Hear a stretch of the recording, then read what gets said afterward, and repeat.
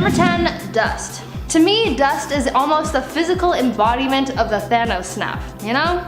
Anyway, Sora Kadir, aka Dust, is a mutant whose abilities allow her to transform her body into, well, dust.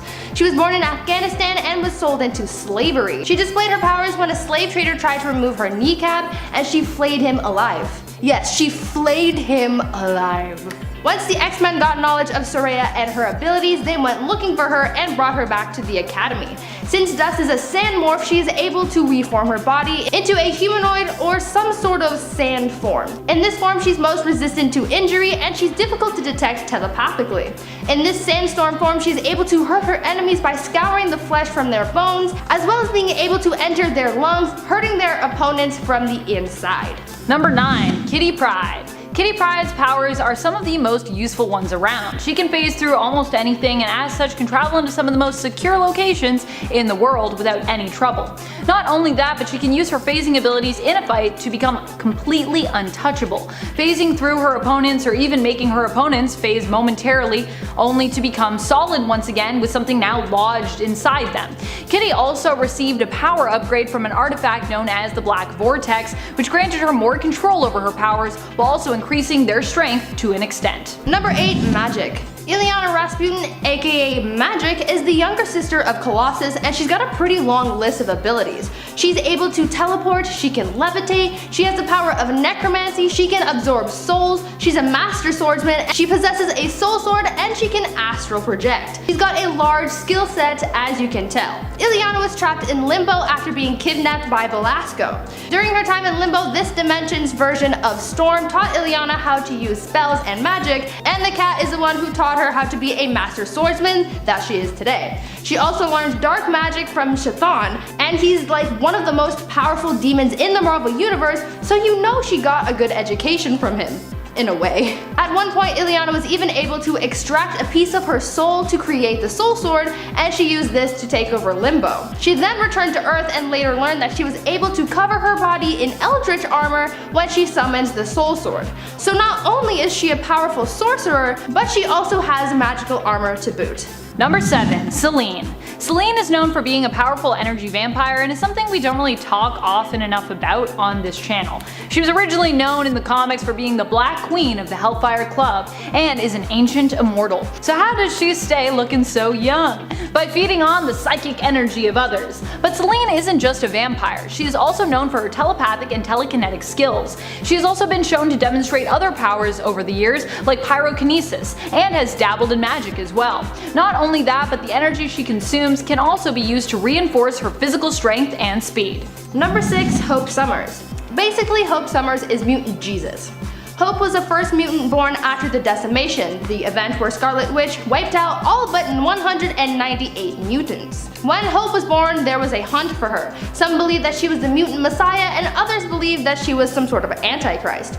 It was discovered that Hope had the ability to enhance, activate, and mimic the powers of others, and these powers came in handy when she was trusted with the task of going to look for other mutants that they called lights. When finding these other mutants, Hope was able to calm them, stabilize their powers, and even awaken their abilities. On top of all this, it was also revealed that Hope was the new Phoenix, but this force was so unstable and unpredictable, Hope and Scarlet Witch joined forces, said no more Phoenix, and the Phoenix Force just dispersed around the world, giving birth to new mutants and restoring the mutant population. So not only is Hope able to influence the X genes of the lights, she was also strong enough to become the new host of the Phoenix Force and then have the power to disperse it around the globe. She's OP. That's just my take on it. She's OP. Number 5. Emma Frost. On the flip side of the coin from Selene, who we talked about earlier, we have Emma Frost, the White Queen. Emma is also known for being a very powerful telepath, and while she might not be as versatile as Selene, she doesn't need to feed on psychic energy like Selene does. Emma Frost is often referred to as the White Queen from her time as being a part of the Hellfire Club as well. She was the White Queen. See what I'm saying? Emma started out originally as a villain in the comics but didn't stay one for long, eventually reforming and even joining the X-Men team. She is an adept teacher and leader in addition to her powers. She's not only an immensely skilled telepath, but also possesses her diamond form, which makes her almost indestructible in battle. Almost. Number 4, Rogue. Rogue is the adopted daughter of Mystique, so you already know that if Mystique likes her, there's gotta be something special about her. We covered this in our last collab together, but Mystique isn't really the best mom, so for her to willingly take on the responsibility of being a mom, it's gotta be for a good reason. She's given away too many kids already. Rogue is another super powerful mutant. She has the ability to absorb the life forces, abilities, personality, and other physical characteristics of others through touch. She also had superhuman strength during the period of time that she had absorbed Carol Danvers' powers and personality within her. Now just think about how OP that is. Not only does Rogue have the ability to take the powers of others, but in certain scenarios she's also able to tap into the stolen abilities and use them against her opponent. This happened a lot while she had Carol Danvers still inside her, because not only was she able to tap into her abilities, but Carol was also able to take over Rogue's body in a way when Rogue was unconscious or under a lot of stress. So that's pretty powerful if you ask me. Also, a little side fact for ya. Mystique would have actually been Rogue's biological mom if the character's creator Chris Claremont hadn't left Marvel in 1991. So there you go. Number 3. Storm. Storm is referred to as a goddess for a good reason. She is a mighty hero who wields influential power over the elements. While this doesn't seem to be a power that Thor often reaches for in the comics, despite also possessing that, Storm does not shy away from using her mutant gifts against her enemy. When fighting Storm, you'll want to watch out, as it is easy for her to call down a bolt of lightning to strike you at any point.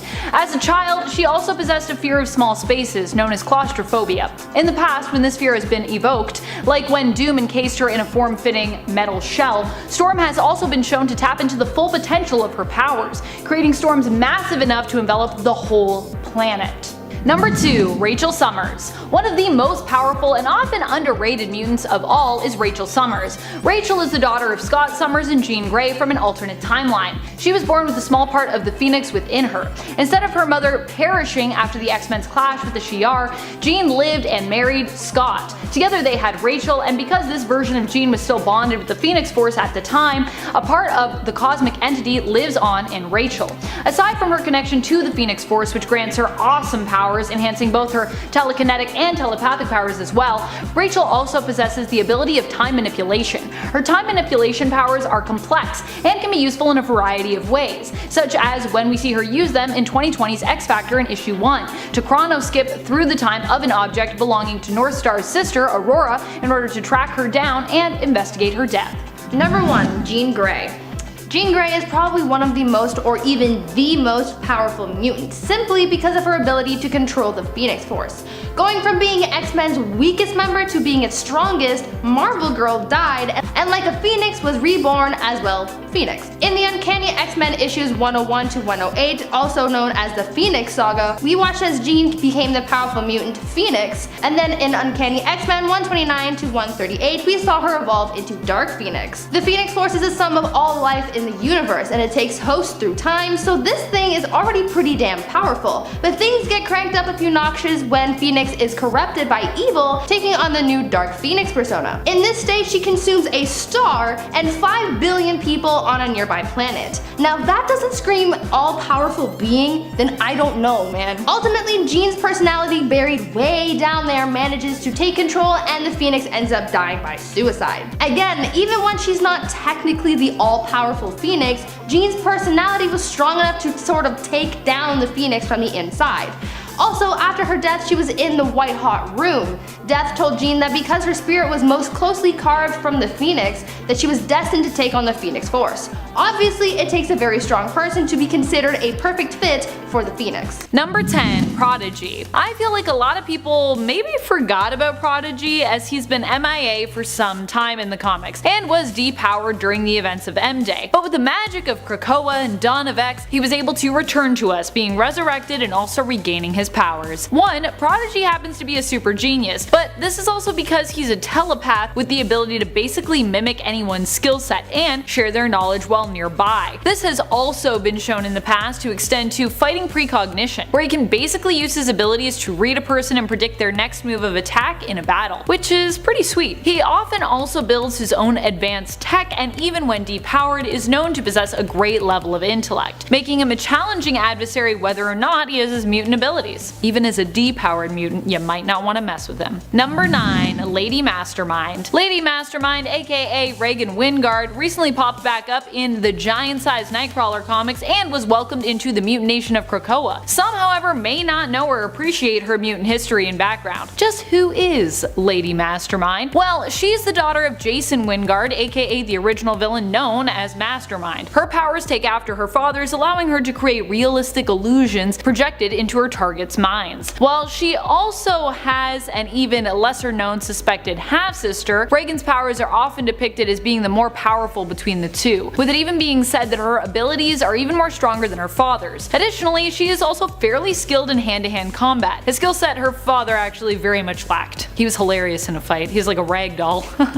Sorry Mastermind. Number 8.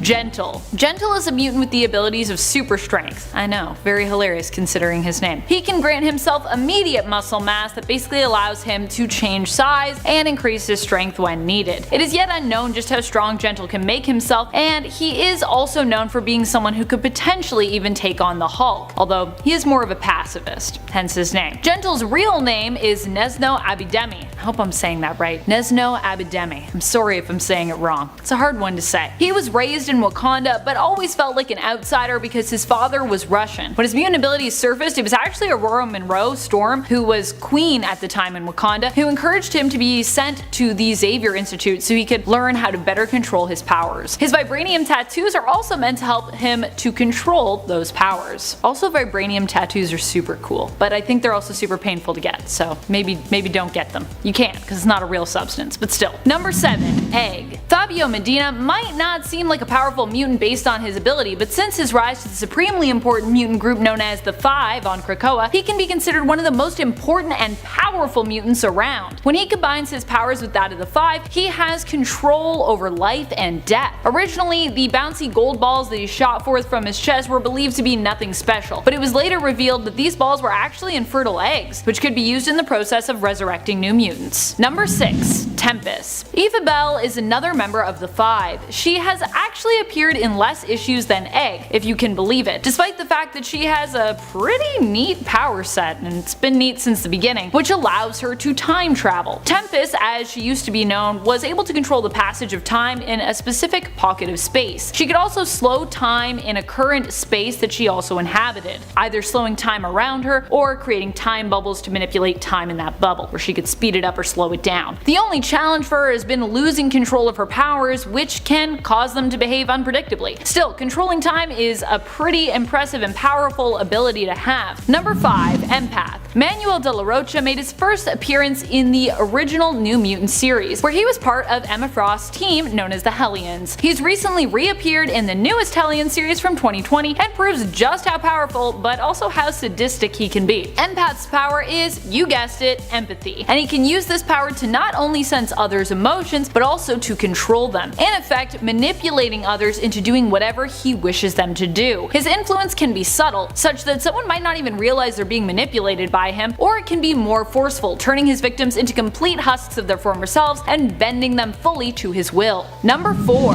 Vulcan. Vulcan is one of the most powerful mutants around, being an Omega level mutant, skilled in energy manipulation and absorption. Yet he is somehow the lesser known of all the Summers despite his insane power levels. He has also demonstrated the ability to absorb his opponent's powers as well and use them for himself on the rare occasion. Vulcan is the youngest Summers brother, also known as Gabe Summers, and we only learned of his existence in 2006 when he first appeared in the comic X-Men Deadly Genesis issue number 1, and yet he is considered the most powerful of these three. Number 3. Orphan Maker and Nanny. Orphan Maker still remains a relatively mysterious character, though is also one who still proves to be a force to be reckoned with in combat. Orphan Maker is also known as Peter and was part of a plot of Mr. Sinister's originally. However, when Mr. Sinister decided that Peter could not be controlled, he decided to eliminate him. Nanny, an insane cyborg, however, saved him, believing it was her responsibility to look after orphan mutant children and protect them. Although I will say she's got a weird way of going about it. While insane, Nanny was also once a scientist and remains quite intelligent. She actually outfitted Orphan Maker with weapons and a powerful suit to help her in her task. While it's still unclear as to what Orphan Maker's true mutant powers are, and while he seems to still have the mind of a child, probably due to Nanny's manipulation, his suit and weapons make him a formidable foe in combat, and he often uses pixie dust in battle to help Nanny influence and control the minds of their opponents, as she herself is a telepath, but a weak one, so she needs a little bit of help. Needs a little bit of pixie dust. Even during a fight with Cyclops, Scott's optic blasts were unable to harm Orphan Maker while he was in his armor, with Scott's blast simply reflecting off the armor, causing more harm than help, really. Number 2. TRINARY. Considering the modern age we live in, TRINARY is a pretty powerful mutant. Her abilities allow her to control all tech that is within her line of sight. She has used these powers to move massive sums of money digitally and to manipulate and control Sentinel tech. Currently on Krakoa, TRINARY is one of the few technopathic mutants trusted with the important project known as Sleeping Giant, wherein mutants monitor for upcoming advancement in Sentinel technology, such as Nimrods or the creation of a mother mold, so that they can ideally put a stop to its development. Project Sleeping Giant were instrumental in helping the X-Men to destroy a mother mold that Orchis was creating before it went online. Number 1. Bailey Hoskins. Now you might think I'm joking here if you happen to know the obscure Bailey Hoskins, but I'm really not. Bailey appeared in his own miniseries titled X-Men, Worst X-Man Ever. He was known for being the worst X-Man ever because his ability only allowed him to do one thing: explode. But he didn't have any regeneration powers, so he basically was a mutant who could never use his powers, otherwise he'd kill himself. It's kind of a one-hit wonder. So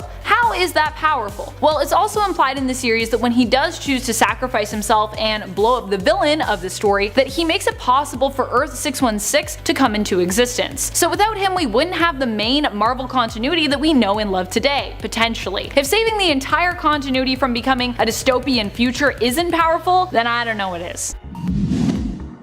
Number 10. Karma. Karma is a mutant with very specific powers, so it should surprise no one that she is part of the New Mutants team. I actually love the New Mutants for this reason. A lot of their members tend to be forgotten and yet are super powerful when their abilities are properly utilized. Xian Koiman possesses limited telepathic abilities, but can have a strong sense of sort of psychic projection. Karma can emit a wave of energy that disables her target's consciousness, allowing her to take over control of their body, experiencing what they experience as though she were actually in their body, sensing what they taste, hear, smell, see, and feel. Those she controls will awaken unaware, afterwards experiencing this possession as if they had just been in a dream and basically had been sleepwalking. She can also do this on a mass scale, possessing multiple people, though she must overcome many challenges in order to fluidly control multiple people at once.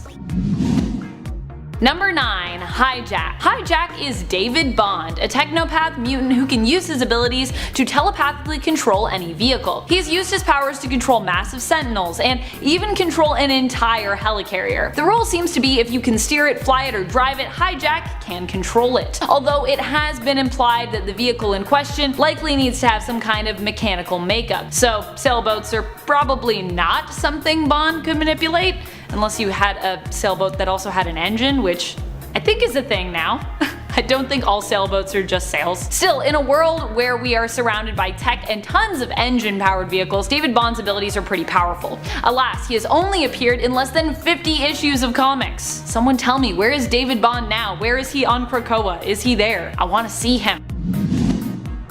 Number 8. Summoner. Summoner is a new mutant whose name also signifies the type of mutant that they are. They are the child of Apocalypse's first horsemen of war. Arakko, the landmass itself, was drawn to Krakoa and Krakoa to it. The two fused together to increase the size of the land overall, although Arakko is not yet considered safe and is basically known as kind of the monster territory part of Krakoa. I mean, technically it still isn't Krakoa, but they're attached now, so they are each other. Summoner's abilities allow them to summon the dark beasts of Arakko. We don't know too much about them yet because they've only been in a few issues, but what we do know is that they can withstand the blast of one of Cable's thermal grenades, his last one in fact, without taking virtually any damage. So overall, they seem like they're going to be pretty crazy and powerful. X of Swords, I'm assuming we're going to see more about them.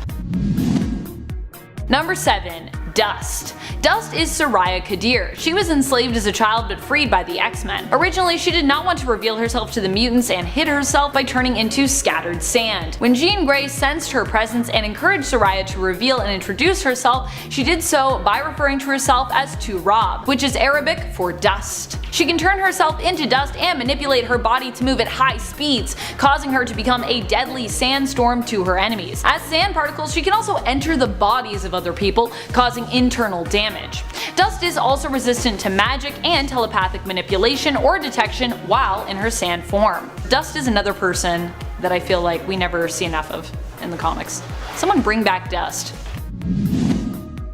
Number 6. Layla Miller. Layla's abilities, skills, and powers tend to be pretty specific, which means that she might not inherently seem powerful to readers. Layla has been shown to be able to reanimate beings, heal wounds, and appears to be immune to reality warping. She also has a lot of knowledge about her own future life and the events surrounding it, as she spent time in the future and then returned and uploaded all she had learned into her younger self when she returned to that Layla's present, which I guess was technically her past. Her vast knowledge often comes in handy and is what helped the mutants to figure out who was really after the baby mutant Messiah during the events of Messiah Complex. Her own knowledge has also technically helped her in gaining the knowledge that she is needed to have in order to gain it, if that makes any sense. Timey-wimey stuff.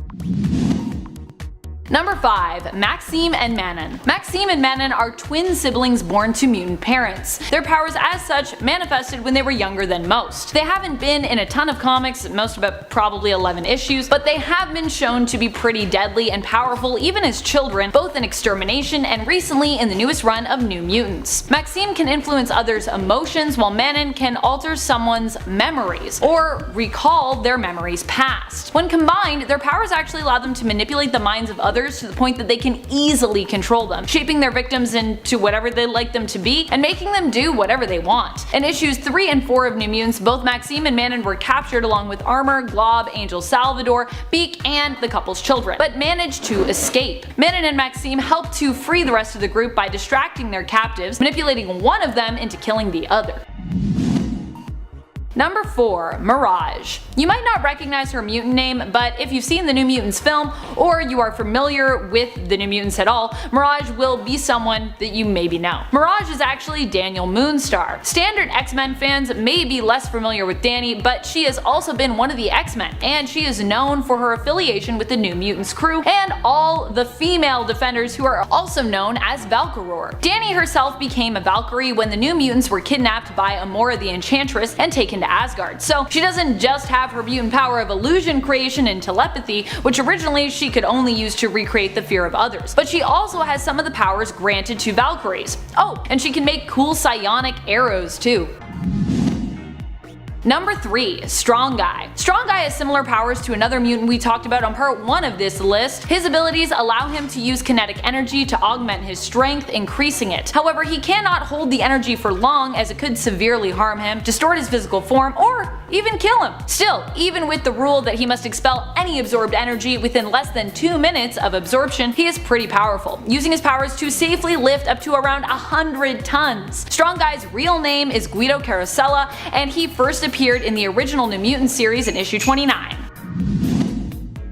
Number 2. A Mutant with No Name. In the alternate reality belonging to the Ultimate Universe of 1610, we got a story that introduced us to a mutant who had no name. This mutant's powers were so devastating that we were not permitted the time to get to know him. His powers had only just manifested, but they were so deadly that they caused the deaths of over 200 people in his hometown, including his parents and his girlfriend at high school, with the deaths being almost instantaneous. But there was no snapping involved. It wasn't a Thanos thing. No Infinity Gauntlets. His mutant power was basically to kill everything around him, radiating toxins and poisons that basically vaporize organic tissue. He was so dangerous, powerful, and deadly that Wolverine was sent to eliminate him, as the young mutant's existence posed too much of a threat to the mutant image, as well as both humans and mutants alike, just in general.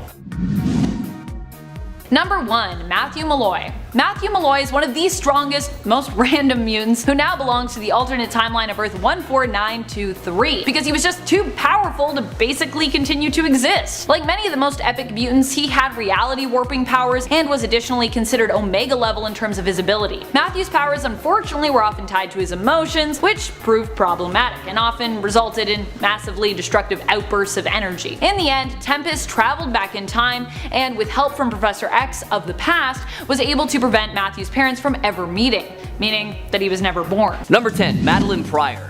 You might consider having Madelyne on this list today cheating since she is a clone of Jean Grey, but I don't care, she deserves to be talked about. Originally the love interest and first wife of X-Men leader Cyclops, Madelyne was a frequent member of the X-Men supporting cast until a series of terrible events. You know, her husband leaving, losing her son, and finding out she's actually a clone, which led her down a path of villainy. It's discovered that when Phoenix took her own life, a fragment of the Phoenix Force entered the body of the clone, and that's what gave her life and sentience, which Sinister took as an opportunity to attract Scott so that the two could procreate and make one of the most powerful mutants out there. Since Madelyne was cloned from Jean Grey's DNA, she was essentially another version of Jean, and possessed Jean's telekinetic and telepathic abilities, although it's never stated if she was actually classified as an Omega level mutant as well. During the 2012 Avengers vs. X-Men storyline, Mr. Sinister had created a group of 6 Madelyne PRYOR clones in order to take the Phoenix Force energies from the Phoenix 5, consisting of the Phoenix Force empowered Cyclops, Colossus, Emma Frost, Magik, and Namor. Unlike the original Madelyne, none of these 6 clones showed indication of having individual personalities or free will,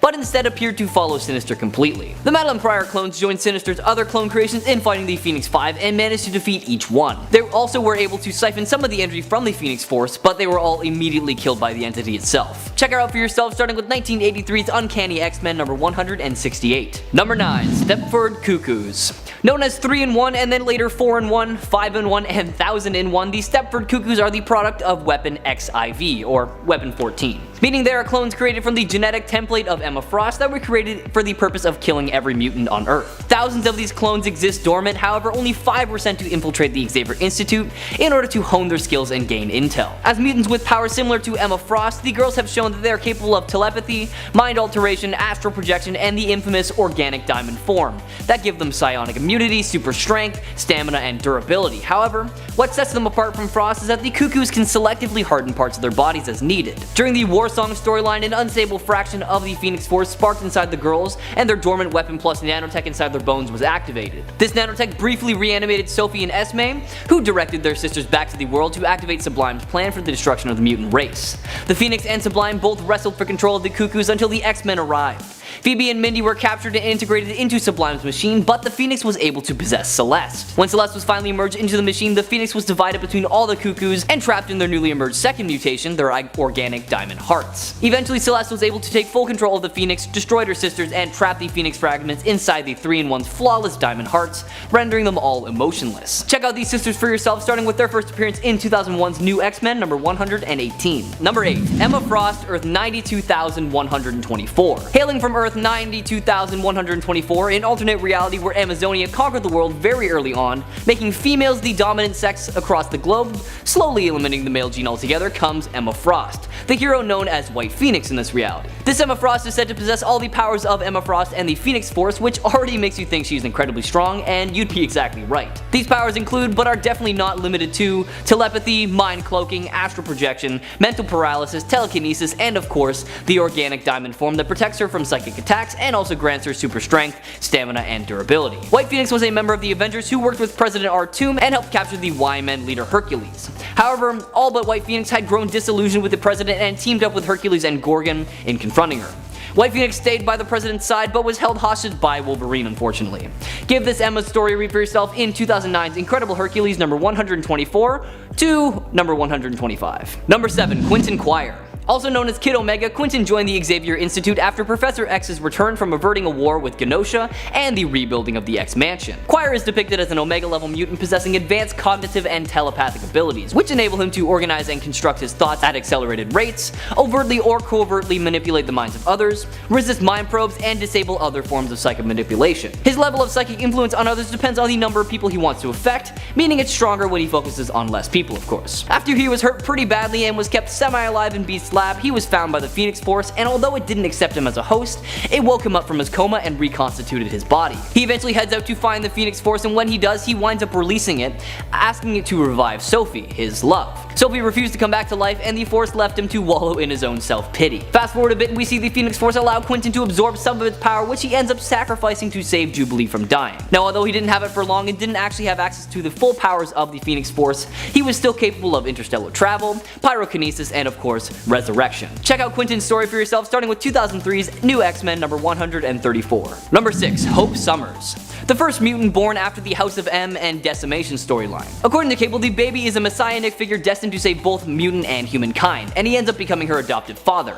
However, there were some who didn't agree with his decision, as there was a timeline where she kills everyone instead of saving them. Hope is an Omega level mutant with the ability of unspecified limits to psychically manipulate and mimic the powers of other mutants. This is generally shown as a mimicry of the superhuman mutant abilities of those near her. However, she has demonstrated additional powers, like when she was born, when she unleashed a massive psionic pulse that destroyed Cerebro. During the Avengers vs. X-Men storyline, Hope is targeted by the Phoenix Force, and the X-Men want her to accept it because it could revive the dwindling mutant race. The Phoenix Force arrives, and instead of possessing Hope, it possesses and forms the Phoenix 5, and she is taken away to safety. Having learned about a previous Phoenix host who is also trained to become the Iron Fist of her era, Hope visits UT, but UT is unable to help her directly, instead instructing her to learn from Spider-Man based on a vision that he had. Although uncertain if he can teach her, Spider-Man proceeds to tell Hope of his mantra of great power requiring great responsibility, giving her more to think about in her role as the host of the Phoenix Force. He also teaches her about patience, and with these lessons, Hope fights alongside Scarlet Witch against Cyclops, and she not only takes on the full power of the Phoenix and restores the mutant race, but she stops Cyclops in the process. With her destiny fulfilled, she is shown departing Utopia to find a new place for herself. Give her story a read, starting with 2008's X-Men Volume 2, number 205. Number 5. Rachel Summers. Let's hop over to Earth 811 for a second to talk about Rachel Summers, aka Prestige, aka Marvel Girl, aka Phoenix. As an alternate reality daughter of Jean Grey and Scott Summers, Rachel inherited some pretty sweet powers. Classified as an Omega level mutant, she is shown to have inherited all of her mother's psionic abilities, with a few extras shown in there for fun. She can manipulate time, and is shown incredibly strong empathetic powers that enables her to control, manipulate, and alter the feelings, sensations, and emotions of other sentient beings. Rachel spent quite a while as a brainwashed quote-unquote hound for the authorities, forced to hunt down her fellow mutants before merging with the Phoenix Force, and was then considered the one true Phoenix, as all her abilities and capabilities were maxed out, and the only limit to her power was her own will and imagination. Hopeless might still love all things Jean, but Rachel has definitely proved a more successful host, as they state that adult Jean was definitely the most powerful, but she had her ups and downs, destroying a planet, killing her friends. Rachel, I think, rode that wave just a little bit better.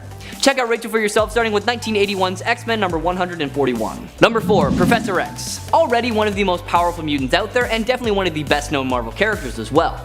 Now, if you're not familiar with Charles Xavier's abilities, let me give you a quick reminder. He is an alpha level mutant said to possess the most powerful brain in existence. Because of this, he is said to be the world's greatest telepath, possessing vast psionic powers. Now, funnily enough, in one often overlooked X-Men storyline, Charles Xavier briefly wielded some of the Phoenix's power and was known as the Bald Phoenix. He became a member of the Starjammers, a group of space pirates, and was seriously injured pretty early on, slipping into a coma. He was still able to communicate with them telepathically though, and he eventually merged with the consciousness of the team ship to further assist them.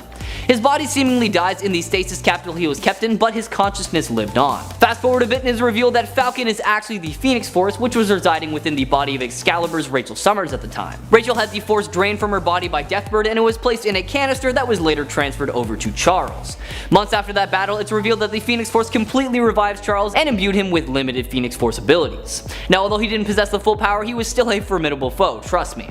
I mean, that coupled with his unparalleled telepathic powers would make him one of the most powerful Phoenix hosts the Marvel Universe has ever seen. And considering the somewhat unnerving mental state he's had since founding the mutant nation Krakoa, Xavier could very well turn into Marvel's most dangerous Phoenix as well.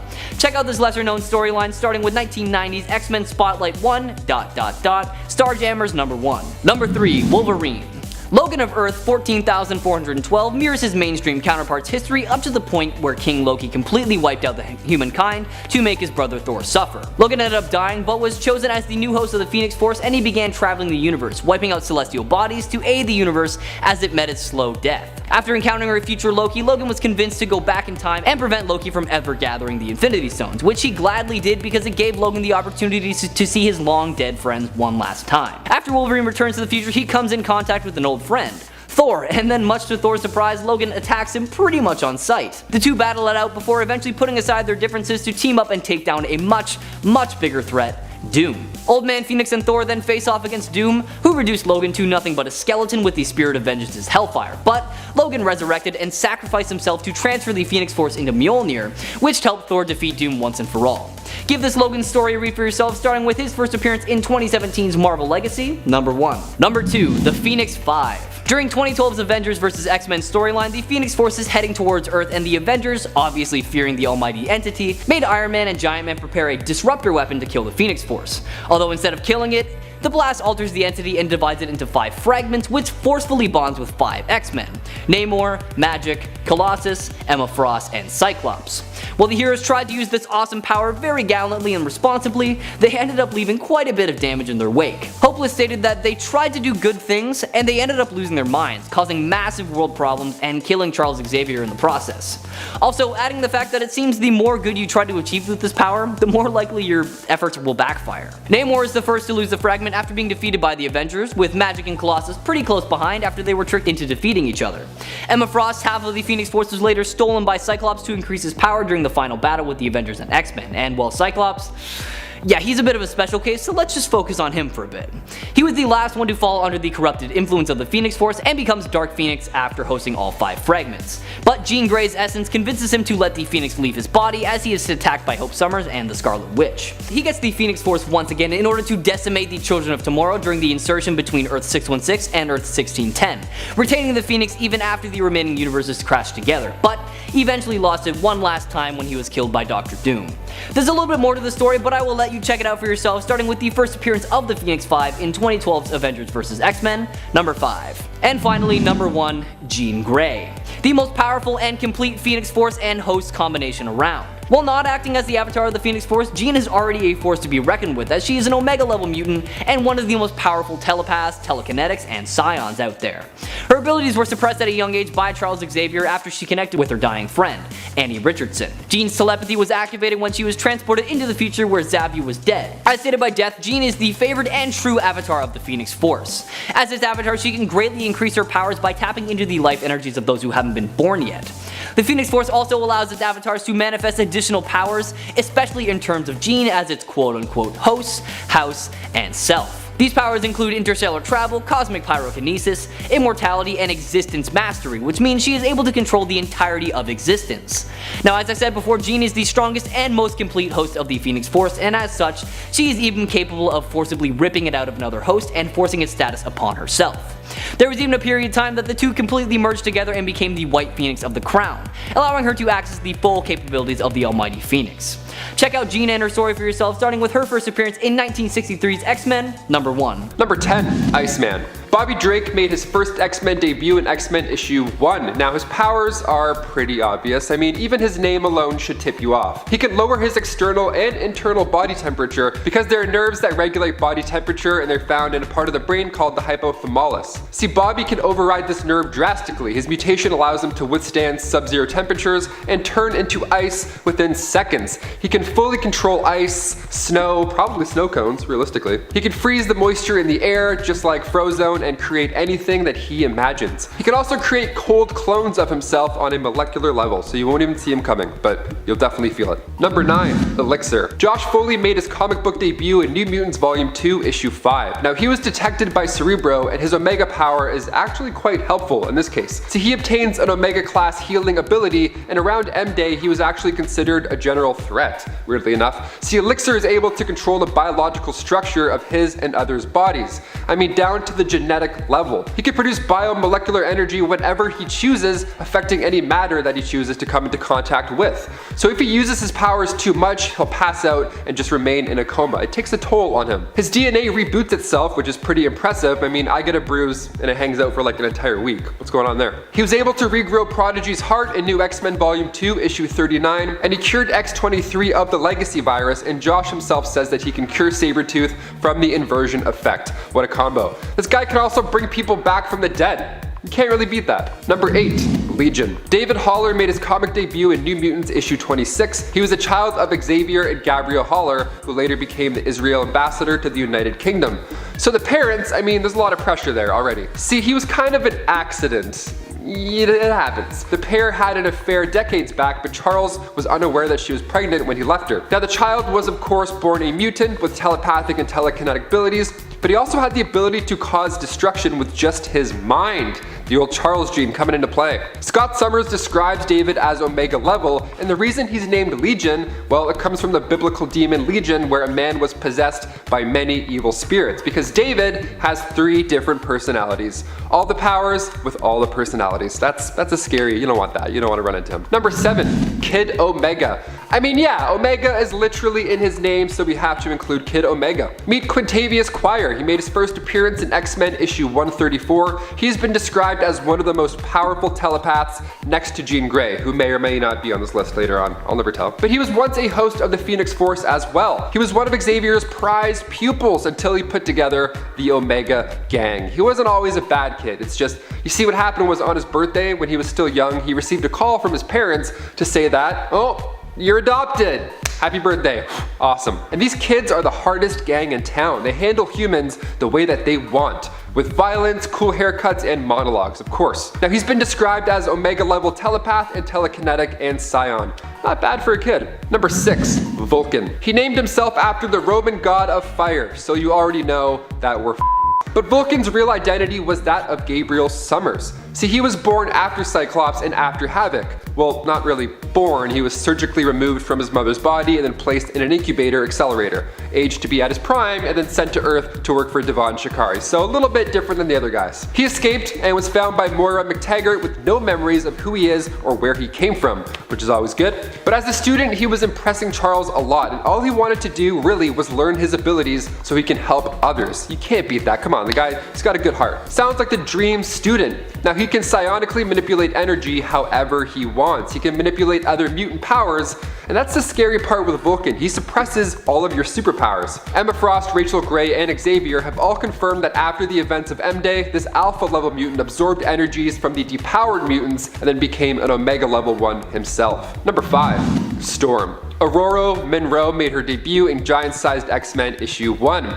She was recruited by Charles and joined the team to save other original students from Krakoa. Now, she was appointed leader after several years of hard work, and Storm has been referred to as a witch before because her powers to control the air and the elements, all that jazz. I mean, fair, she's kind of witch-like. Now, things go up a notch in X-Men issue 135 during the Dark Phoenix saga. Sebastian Shaw calls her a weather witch. Adds the word weather before, okay, it's a bit specific. See, it's not just storms in Earth that Aurora can control, even in space she can summon natural energy. Doesn't matter where you are, she'll find you. Number 4, Mr. M. Mr. M first appeared in District X issue 2. His powers came to be after an accident, like most of them. See, he accidentally turned a boy bullying his cousin inside out, and then he was stuck like that for 3 hours. That's the worst thing I can think of, I think. He didn't have lots of friends, I mean, obviously. The only ones close to him was Hannah Levy, who was not an Omega level mutant per se, but she did eat bugs. After M-Day, Mr. M himself was one of the few who kept his powers.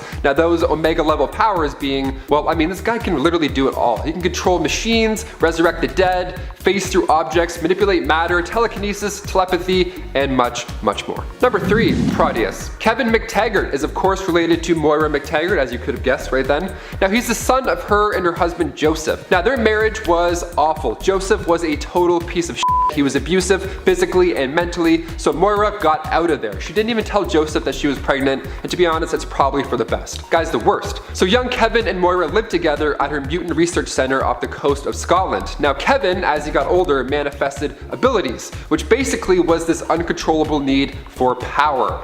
See, he craved it, his body needed it, so Moira had to hide him. She kept him locked in a cell for years, only referred to as Mutant X, because she wanted to keep him safe, and also others, you know? So one day, while Magneto was fighting the X-Men, his cell was damaged and he got out. Now since the isosteric energy in his cell was no longer holding him back, Kevin defeated Polaris, he defeated Multiple Man, and even escaped the Phoenix. He survived the Phoenix, that's crazy. Now his body was starting to burn out, like Moira tried to prevent all this time. So the only solution here was that he had to possess another human host, and then another one after that, and so on and danforth. Now he renames himself Proteus, with his imagination being the only thing that limits his powers. He's made of psionic energy, and he too can warp reality.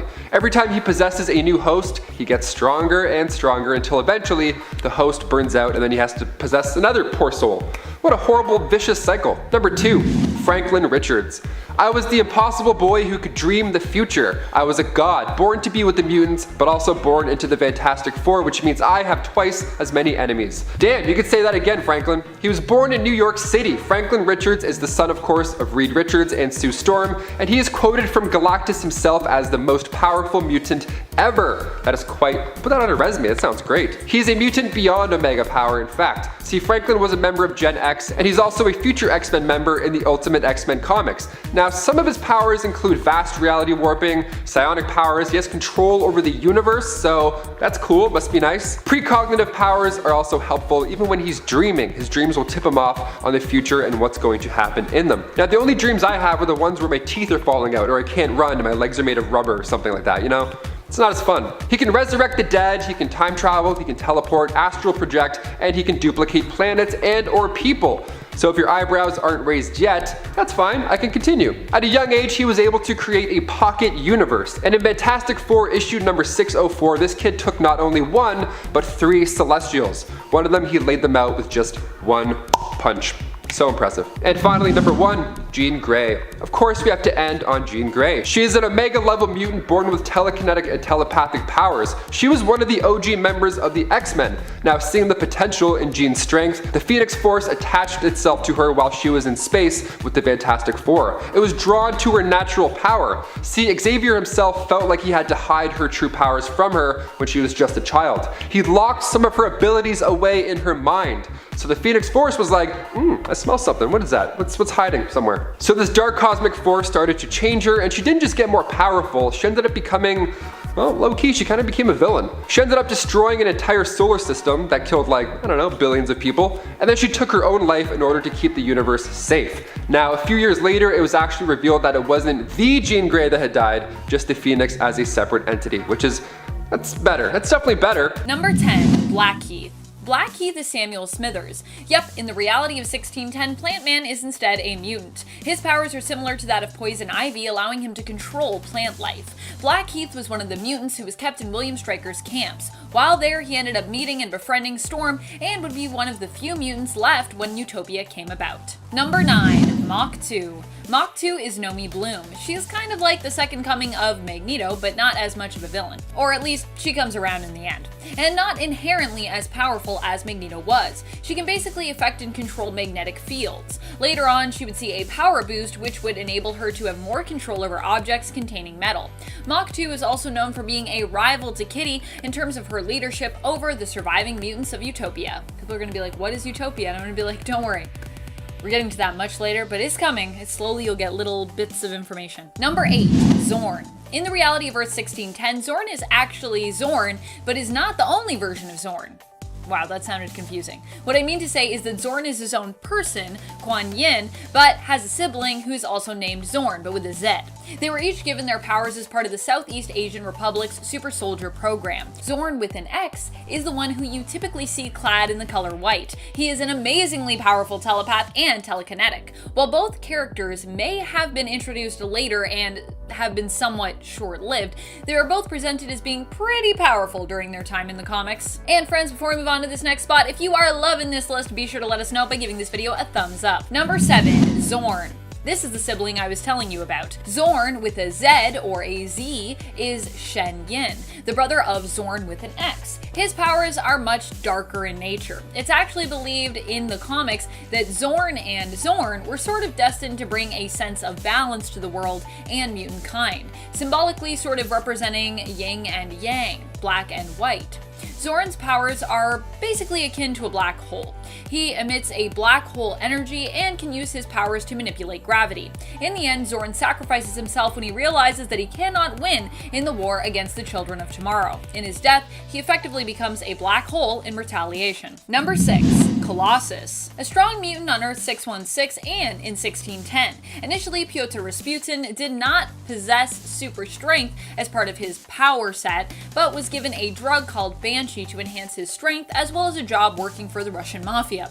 Eventually, he ended up joining the X-Men, though he would leave the team on a few separate occasions. He'd managed to hold off Scarlet Witch, save a submarine that not even the Ultimates were capable of saving, and defeat Proteus, David Xavier, Xavier's son, who threatened the entire entire world with violence, traveling around and targeting international landmarks the world over. Differences between Colossus of Earth 1610 and that of Earth 616 is that here he isn't inherently strong, as I said before, in his steel form, but needs Banshee to give him that boost. And he's also gay. He even for a time dates fellow mutant Northstar. Number 5. Jimmy Hudson. Jimmy Hudson is the son of Wolverine. He also inherited his claws, superior senses, and regenerative healing factor. Like his dad, it's believed that his powers may actually be based in survival as opposed to just healing, with James being seen as adapting to survive injury or harsh environments as needed. Unlike Wolverine, Jimmy can choose to coat his claws in metal, as this is actually part of his power set, and it's believed that only his claws end up being coated, not the rest of his skeleton. Jimmy was a crucial member of the mutant resistance, which fought against Sentinel and militia attacks that threatened to wipe out the mutants. In the end, the mutants were victorious and were given a choice of going to live on their own piece of land in Utah or taking a cure for their mutation. Jimmy was one of the few mutants who decided to keep his powers. Number 4. Storm. Initially in the Ultimate Universe, Storm didn't have great control over her powers, and mostly got by stealing cars, but after the X-Men took her in, she learned how to control and even master her powers, allowing her to become one of the most fearsome and powerful mutants around. Ultimate Storm is so cool. Storm is so fast, she's been shown to be able to catch people who are falling in midair, dodge bullets, and even keep pace with a plane. Impressive considering planes on average travel at speeds over 540 miles per hour or over 870 kilometers per hour. That's fast. She's also likely not someone you'd want to tangle with, as even when she takes hits in battles, she tends to keep fighting or instinctively strike back. Using her lightning storm and weather control powers, she's also managed to defeat multiple opponents with one single attack, whether they be Sentinel opponents or human opponents, and in some cases, even killing them. I think at one point she kills like 11 people at once, and it's just like, okay. Don't mess with Storm. Got it. I mean, I already knew that before from Earth 616, but now I really know. Number 3, Jean Grey. In Ultimates, it almost seems there is nothing Jean can't do. Before she joined the X-Men, she was in a mental institution as the manifestation of her powers made her seem insane. However, Professor X would save Jean and recruit her on his X-Men team, with her being the second member. In the Ultimate Universe, we have seen Jean become possessed by what she thought was a cosmic entity referred to as the Phoenix God, and almost lose control and her sanity.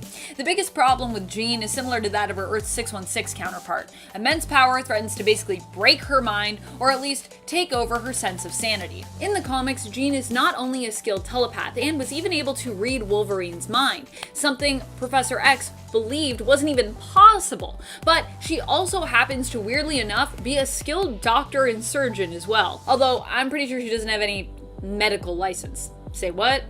Jean was even shown to be capable of connecting and tapping into the multiverse to reach out and see various versions of herself. Basically, she can do everything, because being a telepath is crazy powerful. Number 2, Magneto. Obviously, one of the most powerful mutants out there has to be Magneto, not just for the powers of magnetism that he wields, but also just for his influence. Magneto was the mastermind behind Ultimatum. I suppose I should use the term mastermind lightly there, as Ultimatum in general is not really seen very favorably in most fans' eyes. I admit it was controversial and caused a lot of perhaps needless death. In fact, I would say it was needless death. But you have to acknowledge just how much of a threat it painted Magneto out to be. While I'm not sure about Magneto basically committing genocide as a victim of one himself, you have to admit that this made him one of the most fearsome characters in all of the Ultimate Universe. And for Magneto, there is power in fear, even though oddly enough, it is usually fear that tends to power the hate that he often stands up against. Number 1, Kitty Pryde. One of the most powerful characters as a leader especially. She ends up becoming the ruler of the mutant tent nation that the mutants dub Utopia. This is a portion of land in Utah that the mutants who choose not to accept the cure are given. In fact, all those who refuse to take the cure are forced to live there. Kitty ends up fighting a war against Jean Grey in the Ultimate Universe as well, because Jean wants Kitty to join the mutant nation that she was put in charge of ruling after the death of Zorn with an X, Xian. but Kitty refuses to bring their people together. Kitty is such a good leader, she even steps down from her title as the leader of Utopia to help ease the target on her own people's backs because of her and Jean's conflict. Kitty and Utopia would end up winning that war, and Kitty would also play a crucial role in defeating Galactus as well. Also, I gotta say, that whole World War X thing, it was pretty weird. It was pretty weird, friends.